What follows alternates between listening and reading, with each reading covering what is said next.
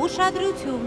հայ ժողովուրդը մի մեծ ընտանիք է, մենք բոլորս քույրեր և եղբայրներ ենք։ Ինչպես ցանկացած ընտանիք, հայ ժողովուրդն էլ ունի նախահայր, որից սկիզբ է առնում իր պատմությունը։ Դա Հայկ Նահապետն է։ Ով էր նա, և ինչու մենք մինչ օրս հիշում և պաշտում ենք նրան։ 5000 տարի առաջ աշխարհի ամենամեծ ու հայտնի քաղաքը Բաբելոնն էր։ Հենց Բաբելոնում որոշվեց կառուցել հսկայական աշտարակ, որը պետք է դառնար աշխարհի ամենաշքեղ և ամենաբարձր շինությունը։ Որպես ճարտարապետ և հմուտ շինարար, աշտարակի կառուցմանը հրավիրվել էր նաև Հայկը, որը հսկաների ցեղից էր, վայելչակազմ, թիկնավետ, վառվռուն աչքերով։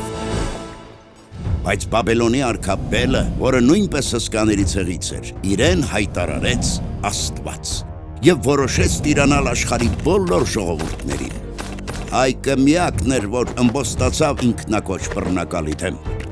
Իր որդիների, ընտանիքի անդամների և այլոց հետ նա հեռացավ Բաբելոնից դեպի իր նախնիների հայրենիքը, Արարատյան երկիրը, և հաստատվեց այնտեղ։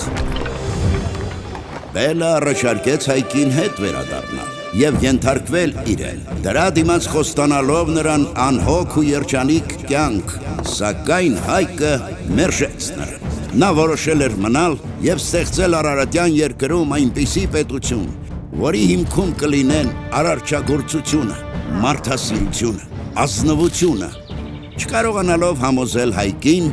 Բելը որոշեց հարցը լուծել բռնի ուժով և անթիվ զորքով շարժվեց դեպի Արարատյան երկիրը։ Այդ ժամանակներում հիմնական զենքը թուրն ու նիզակն էր, սակայն Հայկի ու իր որդիների զինանոցում կար ևս մի հզոր զենք՝ լայնալիճ աղեղ։ Այդպիսի աղեղ պատրաստելու համար պետք էին հատուկ հմտություններ ու գիտելիքներ, իսկ նետաձիգը պետք է հսկայական ուժ ունենար։ Հայկի աղեղը իր չափ մեծ էր, իսկ նետերը ունեին եռաթև ծայրեր։ Նույնիսկ մեծ հեռավորության վրա նրանք ծակում պատռում էին ամենաամուր զրահը։ Պատրաստվելով Բելի դեմ կռվին, Հայկը իր նետերը մի ամբողջ օր պահեց սառնորակ աղբյուրում, որպեսզի կենարար ջուրը զորություն տա նրանց։ Երբ Բելն իր զորքով հասավ հայոց ձոր, Հայկը արդեն սպասում էր նրան այնտեղ։ Եվ սկսվեց կատաղի մարտը երկու հսկաների բանակների միջև։ Երկար ժամանակ կողմերից ոչ մեկին չէր հաջողվում հաղթել։ Եվ ճակատամարտի ամենաթեժ պահին Հայկը գործի դրեց իր հզոր զենքը։ Տեսնելով բարձունքի վրա կանգնած Բելին, նա առաջ քաշվեց, ամբողջ ուժով ձգեց իր լայնալիճ աղեղի լարը և դիպուկ արձակեց եռաթև նետը, որը պատռելով Բելի մետաղյա զրահը կամեց նրան գետնին։ Տեսնելով անխոցելի թվացող Բելի մահը, նրա զորքը խուճապահար փախավ մարտի դաշտից։